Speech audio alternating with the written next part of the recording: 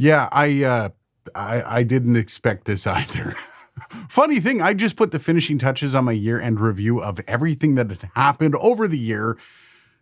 Well, I guess I'm gonna have to do that again. Thanks, Rode.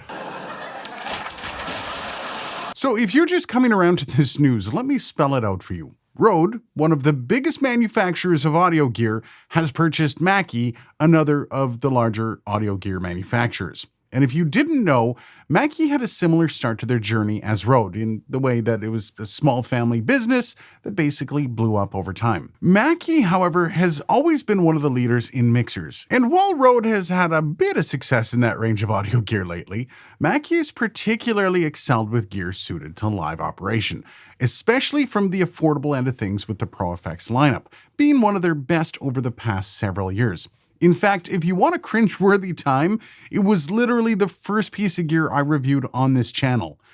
It is bad though. You have been warned. But beyond that, there is the Onyx series, VLZ series, the DL series, PPM series, and well, Master Fader does look pretty cool, and I think that's going to be cool to see with Rode. And then if you take in the wider shot of what Mackie offers, you see loudspeakers, studio monitors, PA systems, in-ear monitors, even processing.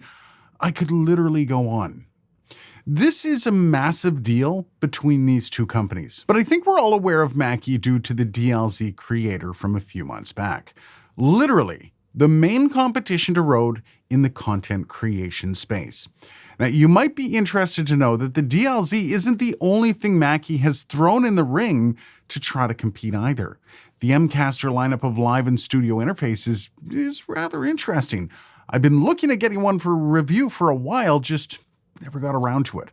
Very interesting piece of gear, and curious where they're going with it, or if they're going to be available still after this.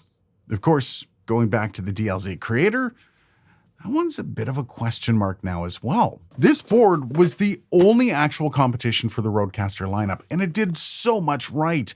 The touchscreen is gorgeous. The implementation of NDI was brilliant and unexpected, and honestly, I was looking forward to what they were going to grow into. Now I just want to know if it's going to disappear or just become the Rodecaster Chungus. Just so you know, Rode, willing to talk about the naming rights on that one. And before you ask, no, I don't think this was a move by Rode to swallow up their only real competitor in that space. Rather, this might have just been Mackie conceding the space to Rode, but I kind of think it goes a bit deeper than that. Realistically, the only end of the audio realm that Rode hasn't had their fingers in is live sound. And I think this is an easy move for them to start into that end of the industry without all the buildup.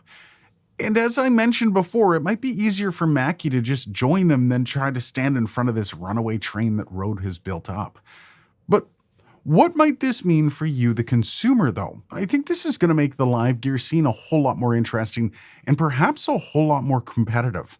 Not gonna lie, live gear has been pretty stagnant for a while now, and there really hasn't been anyone shaking it up. And if there's a company that knows how to shake things up and set a tone, it's Rode. And while all the other companies have been trying to outdo Rode in the podcasting and streaming space, maybe they all took their eyes off this end of things. Let's see if things get interesting over the next few months, why don't we? Realistically though, this is going to be a big shot in the arm for audio gear. And we as consumers only stand to gain from it. I think NAB this year is going to be real interesting.